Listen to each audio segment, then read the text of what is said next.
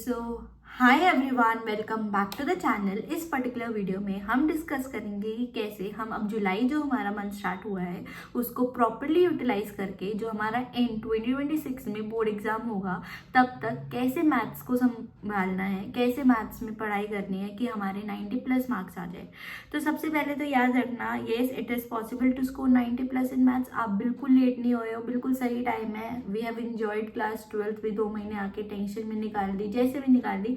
No matter, अभी से start कर दो तो सब हो जाएगा। बट याद रखना, कंसिस्टेंट रहना पड़ेगा। टाइम लिटरली बहुत जल्दी जा रहा है क्योंकि अब स्कूल्स वगैरह स्टार्ट हो गए हैं, कोचिंग वगैरह का भी प्रेशर होता है, बहुत हेक्टिक शेड्यूल होता है, सारी चीज़ें मैनेज नहीं होती है, तो डेली पढ़ना पड़ेगा। अभी भले ही आज पढ़ रहे हो तो कुछ समझ नहीं आ रहा, बहुत अजीब लग रहा है, बट भी कंसिस्टेंट, अपने आप रिजल्ट दिखेगा। अगर आपने मेरे मैंने फिजिक्स की वीडियो डाली है, जिस दिन मेरा एग्जाम था उस दिन सुबह ही मैंने रैंडमली वीडियो रिकॉर्ड करी थी।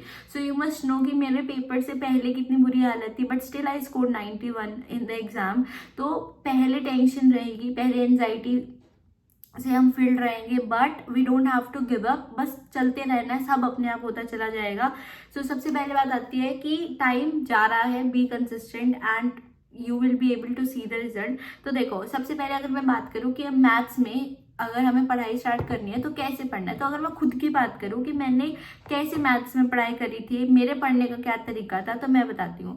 तो मैं सबसे पहले तो एक ऑफलाइन ट्यूशन जाती थी। From there I have covered my syllabus because we have to decide a teacher, be it from school, YouTube, anywhere. तो मेरे को ऑफलाइन ट्यूशन जाती थी मैं, तो मैंने वहाँ पे मैथ्स वहाँ से कवर करी है। तो सर मुझे क्या कराते थे, सर जब क्लास में पढ़ाते थे तो एनसीईआरटी और पेजेस सबको पता है, अगर आपने पहले वाली वीडियो देखी है तो उन पेजेस से सर पढ़ाते थे कि पहले एनसीईआरटी करा दी, एनसीईआरटी के बाद उन पेजेस में से मार्क सेलेक्टेड क्वेश्चन, मतलब वो पेजेस बहुत पुराने हैं, 2010, 8 ऐसे टाइम के, तो उसमें पहले का भी सारा सिलेबस है और अब डिलीटेड था हमारी बारी में। तो सर स्पेसिफिकली क्वेश्चंस बताते थे कि घर से ग्रुप में मैसेज आ जाता था कि इन क्वेश्चंस को सॉल्व करके आना है, और ये वाले क्वेश्चंस सर क्लास में करा भी देते थे, तो मार्क करा देते थे कि कौन से हो रहे हैं और कौन से करने हैं। तो उन पेजेस और एनसीईआरटी के थ्रू हमने थ्रू आउट द ईयर पढ़ाई करी है। फिर मैं घर आती थी, घर आने के बाद it was like I had to study. तो मेरे को जो भी ट्यूशन का डेली काम होता था मैं डेली करती थी, क्योंकि मेरी एक घंटे की 3 ट्यूशन होती थी, 4 to 7। 4 से 5 मेरी केमिस्ट्री की ट्यूशन होती थी, 5 से 6 मेरी मैथ्स की होती थी, एंड देन 6 से 7 मेरी फिजिक्स की। मतलब 15-15 मिनट का सब में गैप होता था ताकि हम सब बच्चे पहुंच जाए एक जगह से दूसरी जगह, क्योंकि सब अलग अलग टीचर्स थे, कंबाइंड एज सच कोई कोचिंग नहीं थी। तो 7:30 तक फिर मैं घर आती थी। तो आई वॉज लाइक कि मेरे को एक दिन में, चाहे मैं सुबह पढ़ उठ के, चाहे मैं रात को सोने से पहले, जितना आज ट्यूशन पे तीनों जगह पे पढ़ाई हुई है, I had to study it daily, क्योंकि वो मुझे पता था वो 1 घंटे का काम मैं आज तो 15 मिनट में कर दूंगी, बट बाद में अगर वो इकट्ठा होता गया तो ना तो मेरा पढ़ने का मन करेगा और ना मेरे से बाद में होगा। सो आई वॉज कंसिस्टेंट कि आज वाला काम मैं करूँ। तो घर आके मैं उन एनसीईआरटी या उन क्वेश्चंस को जो सर ने कराया है मैं उनको डेली कर देती थी, डेली नहीं तो 2 दिन में, 3 दिन में, बट पढ़ाई हो जाती थी, इतना गैप नहीं आने देती थी। कुछ चैप्टर्स में जब आ जाता था गैप, जैसे मान लो नहीं पढ़ा गया, फिर वही चैप्टर ऐसे होते थे जिनसे मुझे डर लगने लग जाता था। जैसे एओडी वाला चैप्टर उस टाइम पीरियड पे जब हुआ था तो मेरे यूनिट टेस्ट वगैरह कुछ थे, तो मेरा वो लिंक टूट गया था घर आके डेली पढ़ने का, ठीक है, क्योंकि मेरे को स्कूल के एग्जाम्स के लिए पढ़ना था। तो फिर वो नहीं कर पाई मैं एओडी वाला चैप्टर अच्छे से घर पे आके। तो फिर बाद में जब टेस्ट वगैरह हुए, ठीक है, उस टाइम पे मैंने वो चैप्टर पढ़ा, तो but cover up yes absolutely हो गया। बट ऐसा जब कंसिस्टेंसी नहीं रहती थी तो उन चैप्टर्स से डर लगने लग जाता था। तो आपको भी यही करना है कि आपको कंसिस्टेंट रहना है, ठीक है। उसके बाद फिर मैं टेस्ट देती थी, चाहे स्कूल के टेस्ट हो चाहे ट्यूशन के टेस्ट हो, ये टेस्ट हमें हेल्प करते थे अपने चीजों को रिवाइज करने के लिए, ठीक है। फिर बात आती है कि अब आपको क्या करना है। तो समझो, सबसे पहले तो आपको टीचर डिसाइड करना है, B it any school, tuition, offline, online, any, जहाँ से भी आपको समझ आए वहाँ से। तो सबसे पहले तो वो टीचर आपको स्पेसिफिकली एनसीईआरटी सॉल्व कराएंगे, और एनसीईआरटी के साथ साथ कुछ एक्स्ट्रा क्वेश्चन या पीवाईक्यूज के जो लेक्चर्स होते हैं आपको वो कवर अप करने हैं, ठीक है। बट यहाँ से आपका काम नहीं हुआ है, वो सिर्फ आपने सुना है और आपने देखा है, आपने खुद कुछ नहीं किया है। उसके बाद आपको वही सारी चीज खुद से सॉल्व करनी है। आपको एनसीईआरटी, पीवाईक्यूज, एक्स्ट्रा क्वेश्चन जो उन वीडियो में हुए हैं वही सेम आपको खुद अपने हाथ से पेन कॉपी के थ्रू सॉल्व करने हैं, ठीक है। जब तक खुद सॉल्व नहीं करोगे मार्क्स नहीं आएंगे, no matter how much videos you have watched. फिर आता है कि प्रैक्टिस कहाँ से करें। अब देखो, मेरे से आप सब लोग मैथ्स के पेजेस मांगते हो, मेरे पास है, मुझे शेयर करने में कोई प्रॉब्लम नहीं है, मैं बाकी सब्जेक्ट के भी नोट्स शेयर कर रही हूँ। But the major problem is, as I have told you, those notes are from 2010-12। तो हमारे पास ग्रुप में मैसेज आ जाता था कि ये वाले क्वेश्चन सॉल्व करना, और सर मार्क भी करा देते थे कि ये वाले है, कि हमने नोटबुक में लिख लिए कि क्वेश्चन नंबर 10 to 12 सॉल्व करके आने हैं घर से, या ये हुए हैं स्पेसिफिकली। अब जब मैं नोट्स आपको अपलोड करने के लिए डालती हूँ, ठीक है, so when I am putting this notes, तो वो नोट्स में बहुत सारा कंटेंट ऐसा है जो डिलीटेड है, जो हमारे सिलेबस में है नहीं, ठीक है। वो बीच बीच में क्वेश्चन ऐसे हैं जो है सिलेबस में, जो नहीं है कुछ सिलेबस में। तो अगर मैं वो नोट्स अपलोड कर दूँ आपको, ठीक है, तो बात मेरे को सबसे ज्यादा सोच के प्रॉब्लम हो रही है कि you will be not able to solve those question जो सिलेबस में नहीं है, जो है ही नहीं, and then you will be in doubt to yourself कि हमें कुछ आ नहीं रहा, हमसे सॉल्व नहीं हो रही। एंड मैं उस चीज को समझ नहीं पा रही, that how should I differentiate between that, कि उस नोट्स में और कैसे वो करूँ। फिर उसके बाद बात आती कि जो मेरे मैथ्स के हैं, जैसे मैं खुद कैसे पढ़ती थी, फिर कि उन पेजेस में मैं भूल जाती थी। तो देखो, जो मेरे मैथ्स की नोट्स जो मैं बनाए हैं वो बहुत ऐसे सड़े हुए, मान लो कि बहुत ऐसे ब्लैक पेन से या ऐसे कुछ ब्लू वगैरह कुछ नहीं, जो सा पेन हाथ में आया उससे रैंडमली क्वेश्चन सॉल्व कर लिए, ठीक है। मतलब वो सिर्फ ऐसे है जो सिर्फ जिसने बना रखे हैं ना, सिर्फ वो समझ सकता है, सामने वाला नहीं समझ सकता, ठीक है। तो वो मैं वो भी शेयर नहीं कर पा रही, ठीक है। तो ये दिक्कत हो रही है मेन मैथ्स के पेजेस में। अगर आप लोगों को कोई प्रॉब्लम नहीं है तो मैं मैथ्स के वो सारे pages as it is share कर सकती हूँ। बट सबसे ज्यादा डाउट जो प्रॉब्लम है वो यही है कि वो सेग्रीगेशन नहीं हो पा रही है एट प्रेजेंट, कि कौन सा सिलेबस में है कौन सा नहीं है, विदाउट द टीचर जिनके नोट्स है वो बताएं। So that is a major problem, ठीक है। सो नाउ इसी बात का हमें सोल्यूशन चाहिए था कि ऐसा कंटेंट जो लेटेस्ट सिलेबस पे बेस्ड हो, जो लेटेस्ट पैटर्न पे बेस्ड हो, जिसमें हमें ऐसे ही सेग्रीगेशन मिले, जिसमें कंटेंट जो है काम का हो, ठीक है।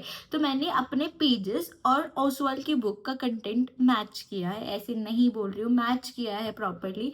तो जो क्वेश्चंस सर ने नोटबुक्स में कराए, क्योंकि नोटबुक मैं खुद तो समझ सकती हूँ उसमें क्या लिखा हुआ है, तो सारे क्वेश्चंस देखे। ये बुक बेटर है उन पेजेस से। क्यों? देखो, उन पेजेस में ना वो 2010-8 के पेजेस है, और सीबीएसई का पैटर्न बहुत बदला है। इसमें कोई प्रूफ करने की, जस्टिफिकेशन देने की जरूरत है ही नहीं, बदल गया है पैटर्न। उस पेजेस में कोई एमसीक्यूज नहीं है, उस पेजेस में कोई केस बेस्ड क्वेश्चंस नहीं है। सवाल की बुक है अब स्पेसिफिकली, उसमें सारे केस बेस्ड क्वेश्चन, सारे एमसीक्यू बेस्ड क्वेश्चन, सारे ऑब्जेक्टिव, सब एजर्शन रीजन, सब कुछ अवेलेबल है। तो ऐसा कंटेंट, ऐसा रिसोर्स पकड़ो जहाँ पे हमारे को सब चीज अवेलेबल हो। तो आपको हर चैप्टर के बाद आपको जो ओसवाल की बुक के हर चैप्टर के जितने भी क्वेश्चंस है, सिर्फ उतने प्रैक्टिस कर लो, आपके मार्क्स और कहीं नहीं गए। अब इन डेप्थ थोड़ी बुक मेरे पास क्योंकि अवेलेबल है, तो मैं आपको विद प्रूफ शो भी कर सकती हूँ कि कैसे सारे कंटेंट, सारा रिसोर्स अवेलेबल है, ठीक है। तो मैं ऐसे ही रैंडम नहीं बोल रही हूँ, मेरे पास जस्ट बुक्स आई थी for the review, so I am just telling you कि हाँ, ये बात बिल्कुल सच्ची है कि एट प्रेजेंट ये बुक सबसे बेस्ट है मार्केट में। तो यू कैन परचेज, और you will get even extra 10% discount अगर आप मेरा कूपन कोड एज अलीशा10 यूज करोगे। तो बस आपको इसके अलावा लिटरली और कुछ रिसोर्स फॉलो करने की जरूरत नहीं है। And even if you trust 1% in me, I am saying that this book is best. इसके बाहर पेपर नहीं आएगा तो मतलब नहीं आएगा। तो सबसे पहले तो सिलेबस इसमें भी फिजिक्स की तरह बिल्कुल डिटेल में दे रखा है, अच्छे से एक्सप्लेन करके। इसमें भी आपको ट्रेंड एनालिसिस दे रखा है कि कैसे सीबीएसई हर साल कैसे क्वेश्चंस बदल रही है, मतलब हर साल कैसे जो इम्पोर्टेंट टॉपिक्स है उनको चेंज कर रही है, कि जो पहले जिनसे कम क्वेश्चंस पूछे जाते थे अब उनसे ज़्यादा पूछे जा रहे हैं। ऑल्सो ये बताता है कि जो आपका 2026 में एग्जाम होगा उसमें क्या प्रेडिक्टिव है कि क्या आ सकता है और कौन सा टॉपिक इम्पोर्टेंट। इसमें भी आपको daily and outside daily sets, आपको इसमें सारे सॉल्व 2025 के क्वेश्चन पेपर्स अवेलेबल है along with the answers। देखो, जैसे मैट्रिसेस वाला चैप्टर हर बच्चे को ऑलमोस्ट पढ़ लिया होगा। तो देखो इसमें सबसे पहले तो आपको, जब हम मैट्रिसेस का क्वेश्चन वाली साइड आते हैं बुक में, तो सबसे पहले तो स्टडी अलर्ट पॉइंट्स दे देता है कि कहाँ पे किस टॉपिक में बच्चा फंसता है, मिस्टेक्स करता है, तो उसी को करेक्ट करते हुए, ध्यान रखते हुए हमें पहले ही बता देते हैं कि ऐसे ध्यान रखना है इन पर्टिकुलर टॉपिक्स का। फिर ये आपको माइंड मैप्स प्रोवाइड करता है, जो कि आपको स्टार्टिंग में ही हेल्प कर देता है चैप्टर को रिवाइज करने में, एक सिंगल पेज पे बहुत अच्छे से इन डेप्थ, इन डिटेल। ये बुक आपको not just that revision notes, theory भी प्रोवाइड करती है, ठीक है। और ब्यूटीफुल तरीके से जो प्ले कार्ड्स है, माइंड कार्ड्स है, जो रिवीजन कार्ड्स है, इनके थ्रू जो है आपको टॉपिक्स की जो डेफिनेशंस है, थ्योरी वाला पार्ट है, और अच्छे से एक्सप्लेन करती है। ये देखो, फिर ये आपको निमोनिक्स भी प्रोवाइड करती है टू मेक श्योर कि आपको सारी चीज़ें याद रहे। ये आपको हर टॉपिक वाइज एग्जाम्पल्स प्रोवाइड करते हैं, as you can see. Then topic wise ही थ्योरी कवर्ड है, सारे फैक्ट्स बता रखे हैं, निमोनिक्स दे रखे हैं। इसमें आपको कंपेटेंसी बेस्ड क्वेश्चंस भी मिलेंगे, केस बेस्ड और ऑब्जेक्टिव टाइप, सभी टाइप के। आपको commonly made error answering tips explain करती है, ठीक है। तो ये इन डेप्थ आपको सारी चीज़ एक्सप्लेन करते हैं। केस बेस्ड क्वेश्चन जो जिस लेवल से अब सीबीएसई पूछता है उसको एक्सप्लेन करती है, उन टाइप के क्वेश्चंस आपको प्रोवाइड करती है। MCQ objective type questions provide करती है। असर्शन रीजंस प्रोवाइड कर रही है, assertion reasons. Again toppers answer कैसे प्रेजेंट करता है ये भी आपको एक्सप्लेन करती है। You very short answer type question, short answer type question, long answer type question as well, जो 5 मार्क्स में आते हैं। थिंग इज यहाँ पे भी आपको असेस योर सेल्फ मिलता है कि हर टॉपिक में आपका कौन सा टॉपिक वीक रह गया है, कौन सा बहुत अच्छे से हुआ है, सो दैट आप अगली बार जब आओ तो आपको पता रहे कि मेरे को इस टॉपिक पे ज़्यादा फोकस करना है। It gives you space to create your own mind maps, own revision cards. And the best thing is ये आपको हर चैप्टर के एंड में एक टेस्ट प्रोवाइड करता है। जैसे मैंने कहा, टेस्ट बहुत इंपॉर्टेंट होते हैं, टेस्ट आपको भी देने हैं, तो ये बुक ही आपको एक टेस्ट प्रोवाइड कर देती है जिसको आप सॉल्व करके आप अपनी परफॉर्मेंस एनालाइज कर सकते हो। देखो, टेस्ट भी इम्पॉर्टेंट होते हैं। जैसे बुक में आपको खुद का टेस्ट दिया हुआ है, अगर आप ऑफलाइन वगैरह नहीं जाते हो, स्कूल वगैरह नहीं जा रहे हो, तो जो बुक में टेस्ट दिया हुआ है वो खुद टेस्ट सॉल्व करके आप अपनी परफॉर्मेंस एनालाइज कर सकते हो। So that is very important. Test से बहुत बहुत हेल्पफुल होता है, मतलब टेस्ट देना it's like a very very important step in your preparation, कि टेस्ट एग्जाम्स वगैरह देने इंपॉर्टेंट होते हैं, ठीक है। फिर आता है कि अगर आपको यूट्यूब से पढ़ना है तो आप कहाँ से पढ़ सकते हैं। So you can use CBSE class videos channel, ignited mind NCERT वाला, मतलब डिटेल के ऊपर जाना है, वन शॉट्स वगैरह नहीं देखना है। क्योंकि वन शॉट में ना पता क्या होगा, एक क्वेश्चन करा दिया उसके बाद सारे खुद करने पड़े। या फिर वन शॉट देख सकते हो अगर आपको हल्का फुल्का आइडिया है चैप्टर का। अगर आपको बिल्कुल ही नहीं आता कि लाइक बहुत वीक है हमारा सब्जेक्ट मैथ्स, तो डिटेल देखना। बाकी वन शॉट से अगर आप को लाइक वन शॉट में ऐसा होता है ना कि एक एनसीईआरटी का क्वेश्चंस करा दिया, ठीक है, फिर उसके बाद जितने भी टाइप है सारे खुद कर सकते हैं। बट अगर आपसे नहीं होते वो सारे टाइप खुद, तो फिर आपको डिटेल पे जाना पड़ेगा। और बहुत सारे चैनल्स हैं जो भी आपको अच्छा लगे, जहाँ से आपको समझ आता हो वहाँ से पढ़ सकते हो। फिर बात आती है कि मेरा सिलेबस कब कितना कैसे खत्म हुआ था। तो याद रखना, मेरा syllabus by the end of December, मतलब नवंबर दिसंबर के टाइम पे सिलेबस हो गया था। सिलेबस होने का मतलब होता है टीचर ने पढ़ा दिया जहाँ से मैंने फॉलो कर रही थी।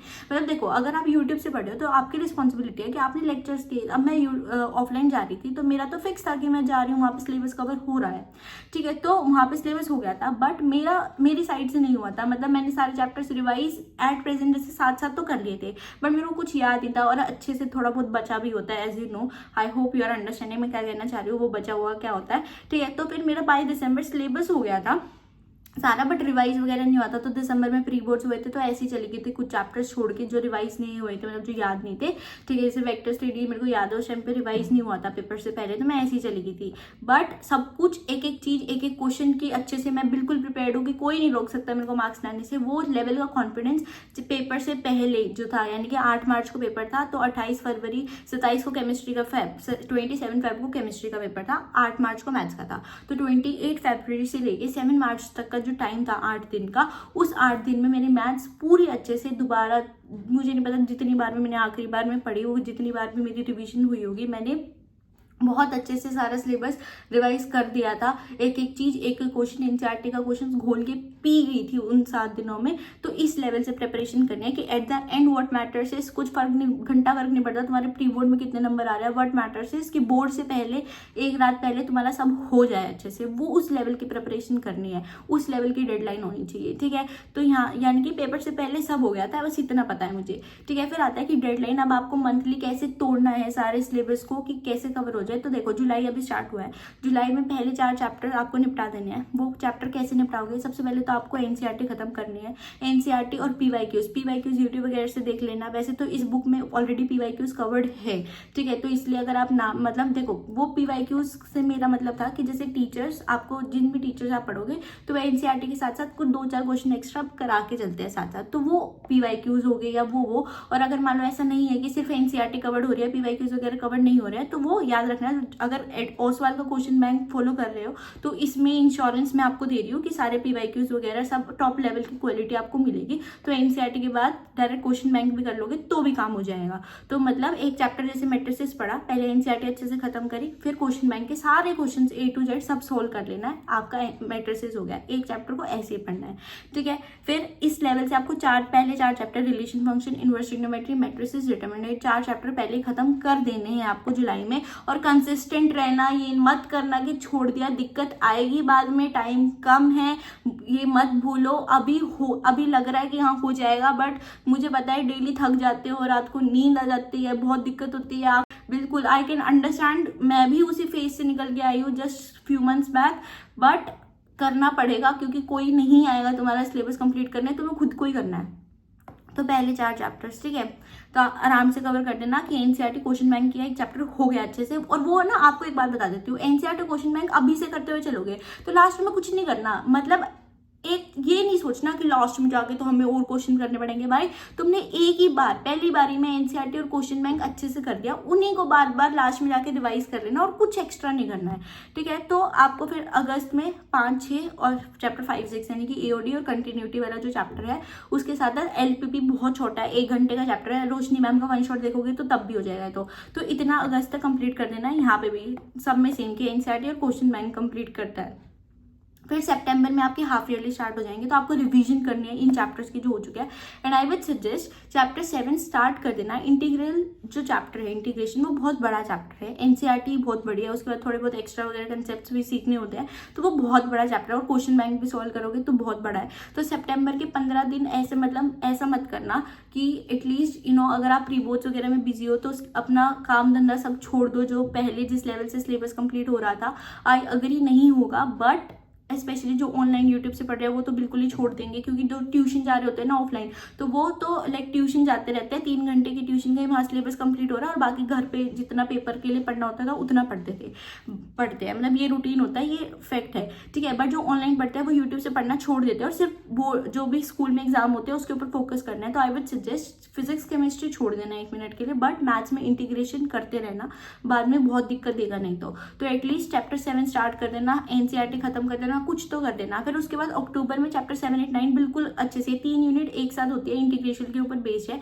तो ये वाली लाइक आपको हर हालत में चैप्टर 7, 8, 9 अक्टूबर तक खत्म करना ही है, ठीक है, अच्छे से सब। फिर आता है नवंबर में आप वेक्टर्स 3D, बहुत छोटे छोटे चैप्टर्स हैं एनसीईआरटी से, तो और क्वेश्चन बैंक भी करना है। फिर प्रोबेबिलिटी वाला चैप्टर ये खत्म करना है। अब आपको ऐसा लग रहा होगा कि 3 चैप्टर है, हो जाएंगे, कई बार नहीं भी होंगे, कुछ चैप्टर्स कुछ मंथ में चैप्टर हो जाएंगे, कुछ मंथ में नहीं होंगे, बचा खुचा जो भी है, मतलब मान लो बचा खुचा जितना है ना, हार्डली मतलब इतना ट्राई मारना है कि नवंबर के एंड तक 30 नवंबर तक सारा सिलेबस हो जाना चाहिए with NCERT, with question bank, सब कुछ। और कोई नहीं रोकना, मतलब कुछ भी आ जाए, घर में शादी हो, कुछ भी हो जाए, बट सिलेबस नवंबर के एंड तक हो जाना चाहिए। और अगर बाय चांस कुछ बच जाता है, 15 दिन जो होंगे लास्ट के, मतलब दिसंबर में 15 दिन में लास्ट में प्री बोर्ड जाएंगे, 15 दिन होंगे, उसमें आपको बचा कुचा अपना कंप्लीट करना है। मुझे पता है कौन महान नहीं हो, तुम्हारा कुछ ना कुछ बैकलॉग बनेगा, तुम्हारा कुछ ना कुछ छूटेगा। तुम शर्त लगा लेना, ये वीडियो दोबारा कमेंट कर देना दिसंबर की स्टार्टिंग में, मैं तुम्हारे को कितना ही कह दूँ कि 30 नवंबर तक सिलेबस खत्म करना, पर तुम्हारा कुछ ना कुछ बचेगा, चाहे क्वेश्चन बैंक सॉल्व करना रह गया, कुछ ना कुछ तो बचेगा। तो वो लास्ट के 15 दिन में प्लीज हाथ जुड़वा लेना, अच्छे से सॉल्व कर लेना, बहुत बहुत दिक्कत में आ जाओगे वरना। फिर उसके बाद जनवरी पूरा मिलेगा, फेब हाफ मिलेगा, उसमें भी बचा कुचा जो है, वैसे तो बचना नहीं चाहिए, दिसंबर के 15 दिन भी दे दिए, नहीं बचना चाहिए। अगर कुछ बच रहा है तो यहाँ कवर करो, रिवीजन करो, यहीं पे उन्हीं नोट्स उन्हीं क्वेश्चन बैंक्स की रिवीजन करो, बार बार टेस्ट दो, यहाँ पे सैम्पल पेपर स्टार्ट करो। और अगर तुम्हारा लाइक हो गया है सब, तो तुम सबसे बेस्ट बच्चे हो, अपनी रिवीजन करो, बार बार सैम्पल पेपर सॉल्व करो, बार बार उन्हीं चीज़ों को रिवाइज करो, बस इतना कर लो। कोई नहीं रोक सकता तुम्हें 90+ मार्क्स लाने के लिए, बस एक हवा बना रखा है, साइंस ले रखी है, 11th वेस्ट हो गई, नहीं भाई कुछ नहीं करना, बस इतना कर लो, आराम से नंबर आ जाते हैं, कोई दिक्कत वाली बात नहीं है, ठीक है। और ये बात भी सुन लो, पेपर से पहले जो 2 दिन में पढ़ाई होती है ना, अगर 8 मार्च का पेपर है तो जो 6-7 को पढ़ाई होगी ना, वो तुम्हारी पूरा साल हो ही नहीं सकती। उन 2 दिन में पता नहीं कौन सी आत्मा घुस जाती है हमारे अंदर कि हम सब कर सकते हैं। दैट इज अ फैक्ट, मेरे साथ भी होता है। जो लास्ट के 2 दिन में पढ़ाई होती है वो उससे पहले पूरे साल नहीं होगी, मतलब होगी, प्री बोर्ड वगैरह है उससे पहले अच्छे से पढ़ लिया, वो वाले चैप्टर तो अच्छे से आ गए, बट जो लास्ट का 2 दिन होता है वो सबसे ज्यादा इफेक्टिव होते हैं। That is a fact. तो I would suggest be consistent, सब हो जाएगा। And if you want to purchase the book, you can use my coupon code as Alicia10, and also you can purchase it to the given link in the description box for additional discount.